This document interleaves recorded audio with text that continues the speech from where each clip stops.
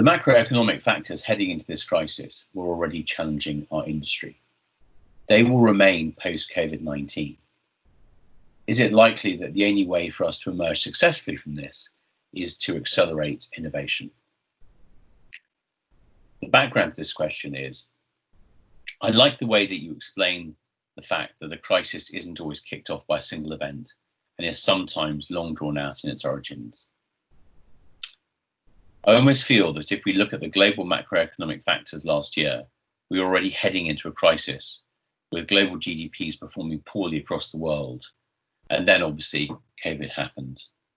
It's almost a double dip scenario that we're seeing right now. If you had a crystal ball, do you think that the best advice that you have for us, that coming on the back of COVID-19, the only way to emerge is to try to force innovation and try to transform? Because the factors that were there post-COVID will be the same as the ones that existed before. It's a very interesting question. A short answer, and then it'd be lovely to talk longer about it. But I think that this idea of disruptive innovation, things where you're forced to do things very differently, essentially the crisis context being a good example. For me, organizations that can retain or build a capacity to imagine the unthinkable, even if you think, oh, but it won't really happen, it might.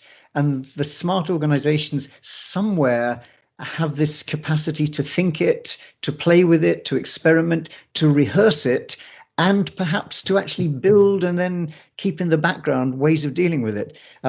Very small example, my origins as a chemical engineer were at the time when it was quite okay I worked in Germany, to pour stuff into the Rhine. So anything you didn't actually use, you just pumped it into the Rhine and the river carried it away. Clearly, that's not a very good thing to do. But the company I worked for had this policy of what they called Schubladeforschung, which is roughly translated cupboard research. And they essentially were imagining, well, what if?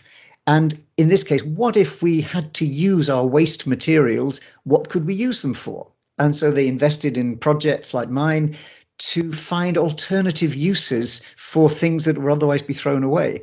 And then you put those in the cupboard. They may not be economic at the time. They may not fit the business or whatever. But you do this. Of course, when the world changes, as it did very much with the green movement in Germany, then you go to the cupboard and you've got things there to work with. So it's this capacity for imagining alternative futures and preparing for them.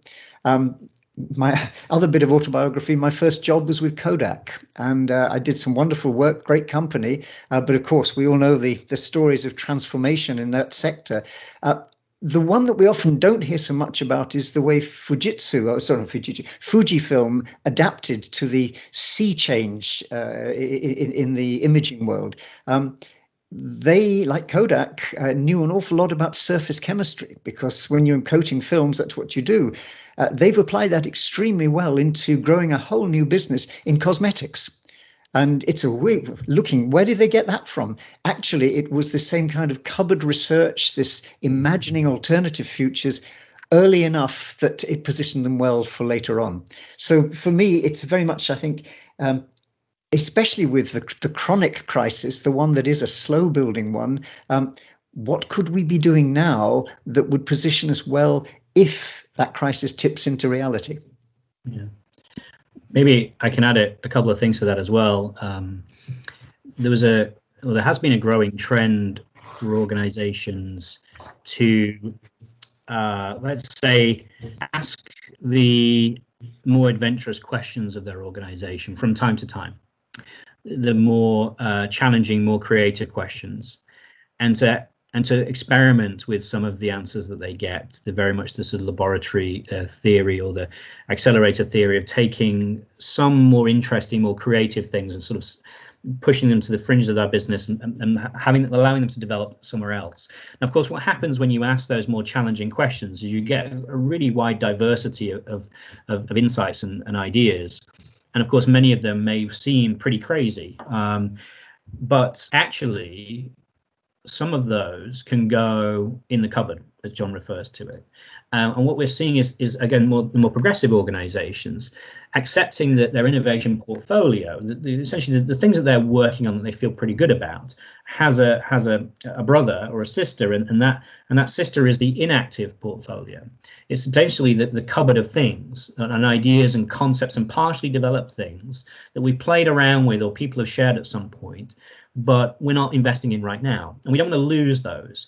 And there's some great writing out there about when disruption happens, irrespective of the nature of that disruption, people sort of look around and see what's lying about. And as John said, one of the first steps is let's go to the cupboard and let's see what's in there and see if there's anything in there that perhaps we can use that helps us deal with this new paradigm. And if we maintain that archive of the more radical, more interesting, more creative ideas that perhaps we don't have an interest in pursuing right now, then it allows us to respond much, much quicker than having to create everything from scratch again, especially when we're creating things from scratch from a position of crisis, which of course changes people's perspectives.